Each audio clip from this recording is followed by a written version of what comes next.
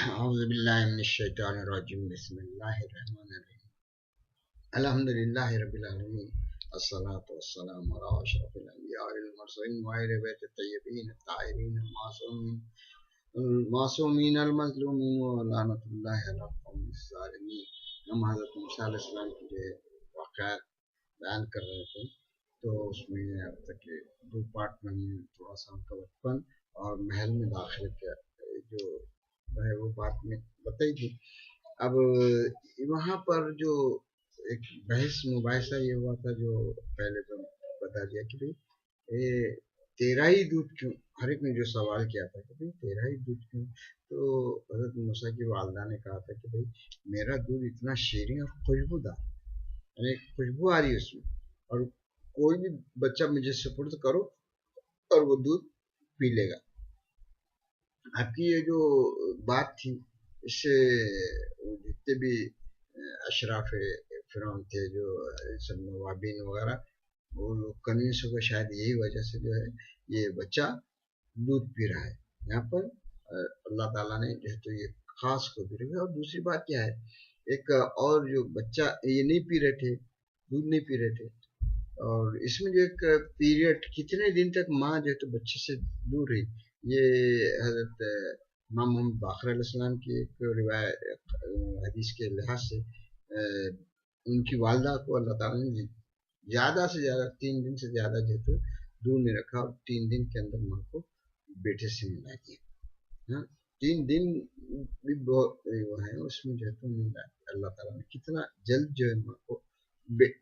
بیٹے سے یہاں پر اللہ تعالیٰ نے ملا دیا. اب یہاں پر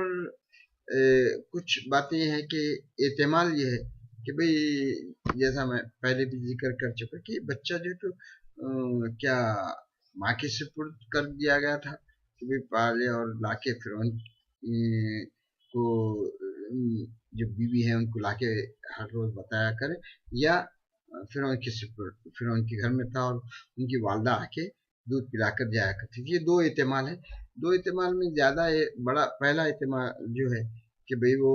ماں کے سپرد کر دیا گیا تھا، صرف روز ایک آدھ وقت 1 گھنٹے کے لیے یا اس کے لیے فرعون کی بیوی آسیہ کو وہ بتا دیا جاتا تھا. وہ آتی تھی اور وہ بچے کو جو بھی محبت پیار وغیرہ سب کچھ کرنے کے لیے ان کے پاس وہ آ جاتی تھی. یعنی یہاں پر یہ پہلا احتمال کو جو ہے تو مکارم شریف علی صاحب یہ بتا رہے کہ نہیں، یہ کیونکہ اللہ تعالیٰ یہ نہیں چاہتا تھا کہ بالکل ان سے دور رہے، اس لیے دوسری بات جو دودھ اللہ تعالیٰ نے حرام کر دیا تھا، یعنی وہ کبھی بھی جو ہے جب 3 دن تک ان پہ کوشش کی گئی کہ بھئی کوئی بھی دایا لائی جاتی تھی اور اس کی گود میں وہ دیتے تھے تو وہ کیا جاتے تھے، اچھل جاتے تھے، اور وہ اس سے یعنی ایک تحریم تکوینی کہا جاتا ہے، وہ آپ یعنی اللہ تعالیٰ نے حرام کیا تھا اور وہ حرام دودھ کر دیا کہ میرا جو تو کوئی حرام غذا سے کھا کے حرام اس سے آنے والے لوگوں کا دودھ نہ پیے، کیونکہ یہ بعد میں ایک بڑا پیغمبر نبی اور رسول بننے والا ہے. تو وہ ایسی غذائیت سے بھی آپ کو اللہ تعالیٰ نے محفوظ رکھا کہ جو غذائیت میں حرام ہو، جو غذائیت میں مشرکوں کا ہو، کافروں کا ہو، اس لیے جو تو پاک غذا کا انتظام کرنے کے لیے اللہ نے کہ تو ایک تحریم تکوینی بولے تو خدا کی جو راست ہدایت رہتی ہے کسی کو وہ تکوینی کہی جاتی ہے کہ بھائی خدا کی جو ہے تو وہی فرشتہ نے خدا خود اس کے اندر یہ قوت پیدا کر دیتا ہے کہ وہ جو ہے تو دودھ پینے کو بالکل جو ہے وہ کرتے تھے اور دوسروں کی گودوں سے اچھل جاتے تھے. اور جب موسیٰ علیہ السلام کی والدہ ہے انہی کا دودھ انہوں نے پیا. اب یہ ایک بات ہوگی. اور یہ پہلا ہے یہ کہ بھئی وہ زیادہ سے زیادہ ماں کی ممتا میں رہے، اس لیے وہ ماں کے پاس اللہ تعالیٰ نے حوالے کرنے کا وہ کیا، اور ماں کے پاس تھے اور لا کے ان روز ماں جو ہے تو ان کی بتا دیتی تھی. اب رہا دوسرا سوال یہ ہوتا ہے کہ بھئی جب یہ دودھ کا پیریڈ ختم ہوا، دودھ جو ہے تو 2 سال تک یہ پلایا جاتا ہے، اب اس کے بعد ماں نے کیا کیا؟ کیا اپنے ماں کے پاس رہ کے آ کے ملتے تھے یا فرعون کے پاس سے پہنچ گیا؟ تو اس بارے میں بھی جو ہے تو مکارم شیرازی صاحب جو ہے سورہ شعراء کی جو آیت نمبر 18 ہے اس کا حوالہ دیکھتے ہوئے بتا رہے کہ بھئی یہ جو بات چیت ہے قرآن شریف میں جو بتائی گئی ہے کہ جو فرعون جو ہے حضرت موسیٰ سے کلام کیا تھا بعد میں جب آپ گئے تھے اس کے پاس، تو اس کلام میں یہ تھا کہ فرعون نے کیا کہا، کیا ہم نے تم کو ابھی بچے تھے پرورش نہیں کیا اور تم نے برسوں ہمارے پاس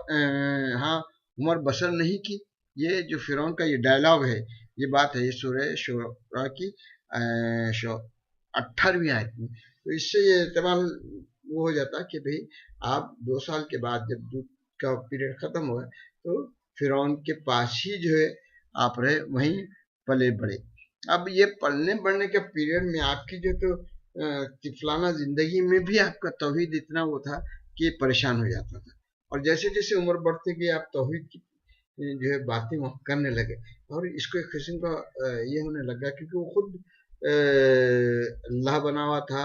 یہ بنا تھا. انہیں اب ایک اپنی بیوی کی وجہ سے اور اس کی محبت، جو بیوی کو اس کی بیوی کو ان سے محبت تھی، اس وجہ سے تھوڑا سا یہ کر رہا تھا، مگر وہ دن رات اپنی باتوں میں اپنے بچپنے میں خود جو ہے تو توحید کے بارے میں ایک تبلیغ کرنے کے جیسے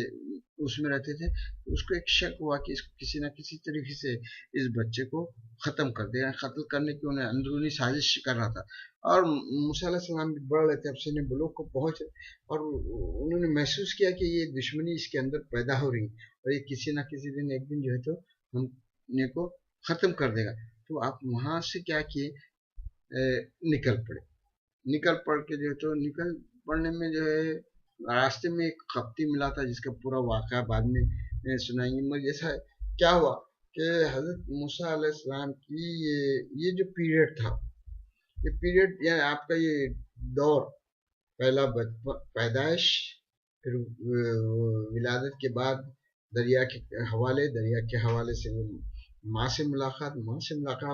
فرعون کے پاس پڑ گئی. یہ سب ادوار ایسے ہیں کہ اللہ تعالیٰ نے انتظام ایسا کیا کہ دشمنوں کے پاس رکھ کے بھی ان کی جو حفاظت کیا، اور وہی دشمن جس سے جو آپ ٹکرانے والے تھے اس نے جو تو آپ کو حفاظت وہ کیا. اب جب اس کے ذہن میں یہ بات پیدا ہوگی کہ بھی یہ تو اپنی خدائی کے لیے خطرہ ہے، تو جب انہیں ختم کرنا چاہا تو آپ جو تو وہاں سے نکل پڑے، اور نکل کے جو تو محل کو چھوڑ دیے اور آگے کی طرف چلے گئے. اور وہ جو پورا مدین یعنی آپ جو تھے مصر میں تھے، مصر کو چھوڑ کر، مصر میں ہی اس کی خدائی تھی، مصر کو چھوڑ کر آپ نکل پڑے. یہ واقعہ یہاں تک کہ جو تھا پتا ایک دور بچپن، اب یہاں تک کہ جوان بلوغ تک پہنچ، سن بلوغ تک، اور آپ جو ہے تو توحید کے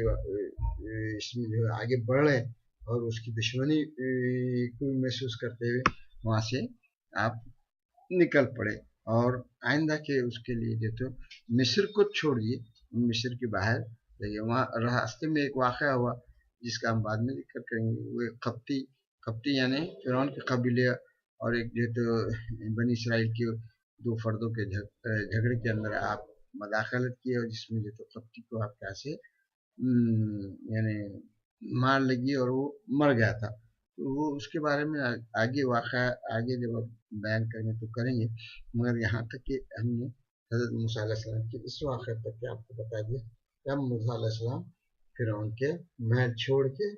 آگے بڑھے، اور آگے کی زندگی کیسی ان کی ہوئی اور کیسا انہیں جو تو مدین تک پہنچے کرے، مدین میں کیا ہوا ہم آگے بتائیں گے انشاءاللہ العزیز. وآخر دعوانا ان الحمدللہ رب العالمین. اللہم صلی اللہ محمد وآل محمد. آپ اس کے آگے کے بھی سنتے رہیے، اور حضرت موسیٰ علیہ السلام کی پوری زندگی کے واقعہ ہم آپ کو اب تک پہنچانے کی کوشش کریں گے.